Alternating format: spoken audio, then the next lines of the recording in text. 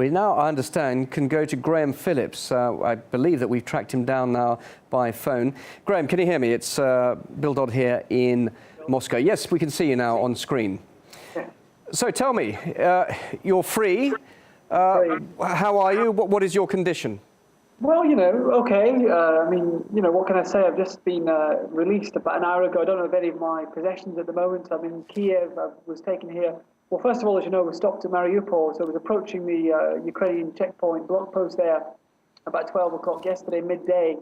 Was taking photos, and it was all standard, as I've done so many dozens of times before, as you know, you've seen.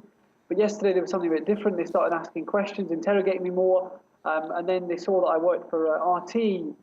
And then things escalated after that. They got more serious. They started phoning people, and then I was detained. Basically, had all my things taken off. Was interrogated quite thoroughly, and I was with the soldiers at this point in the block post. And then the SBU came. This is the Ukrainian Secret Services, and the two partners I was with a helper, and I was with a friend, a local contact in the area.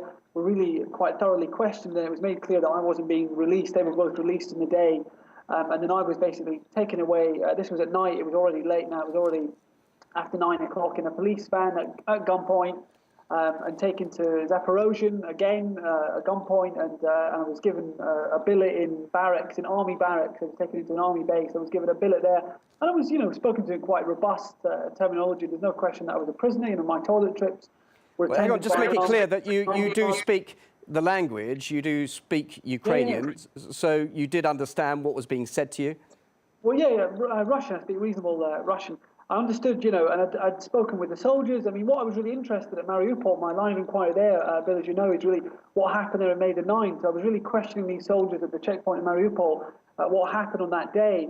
And I've done it a lot of times before, but just yesterday, there was something a bit different, and I was detained. So I was at that block post with these soldiers. I was with the Ukrainian soldiers for about 9 hours, and then taken away, and they were all right, they fed me, they looked after me, but I was held at gunpoint. I mean, there's no question about it.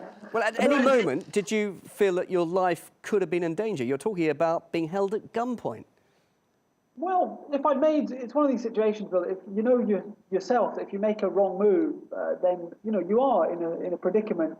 I was with two guys. I was with a guy that's my sort of helper, my kind of partner in this. And he was with me, and we were sort of speaking to each other, but I mean, we were on that basis of we had our phones taken off, so I couldn't communicate with anyone. In fact, I still don't have my phone.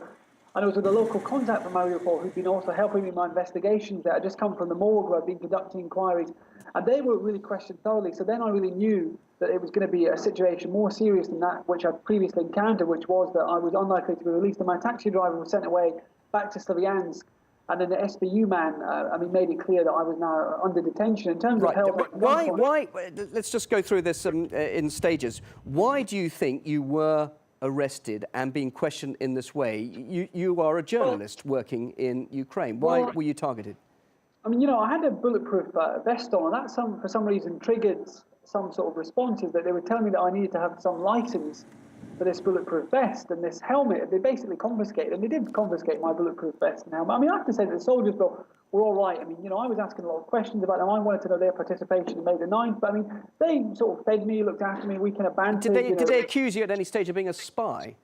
Yeah, they did. And I mean, working for Russian television, there's no question that is a black mark, and there's no question that the soldiers initially looked at me with a real wariness, in as much as, you're working for Russian TV.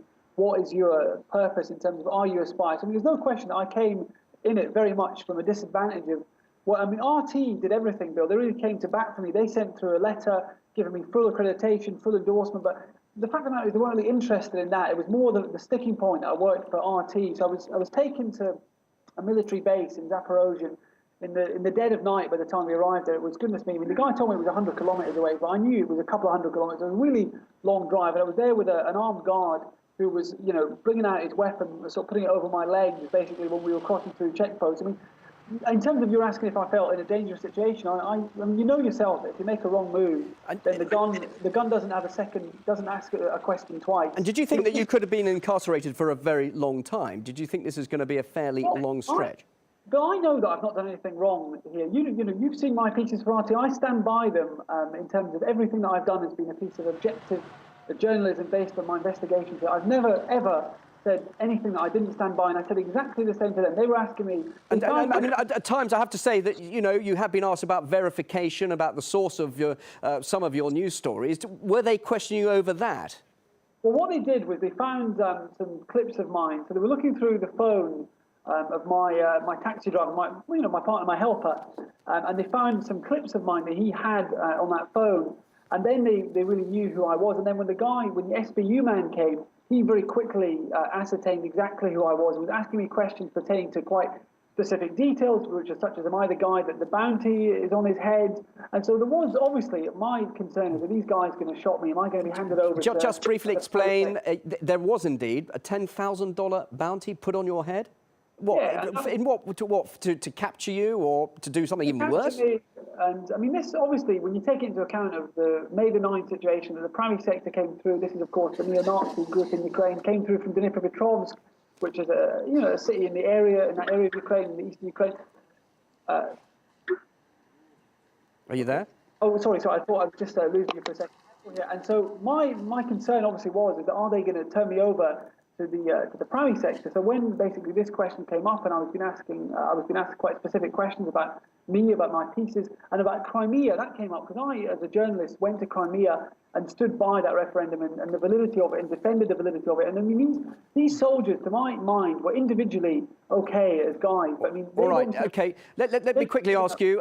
You've just been released. Why do you think you were released, and how did it happen? Very briefly, please. I'll rather very quickly. I feel there's a real propaganda that's been given. These soldiers were calling these people separatists, and I was saying that I don't consider these people separatists, and I represent here the real situation. I didn't agree with their view, and today I was questioned here in Kiev by police, and I still represent my view, which is exactly as I've stated in all my pieces for RT. I defended everything. They disagreed with it. They questioned me on it. But the bottom line is that they let me free, and I'm okay, and I'm hoping that I'm going to get my things back tomorrow. So I have been detained it's my mum's birthday today. I've been detained since 12 o'clock yesterday. Obviously, you can see me unshaven. I don't have any of my things with me, but the bottom line is I'm okay. The Ukrainian authorities were okay with me. They treated me at the end fairly. I've been released, and I'd like to thank RT, my colleagues, for the support, and that means a lot to me. And I'm okay, and I'll live to report another story, and I'll be on and about. I mean, there's no deportation. I'm back in business, basically. So I'd like to say thanks for the support. Well, thanks very much for talking to us so soon after this experience.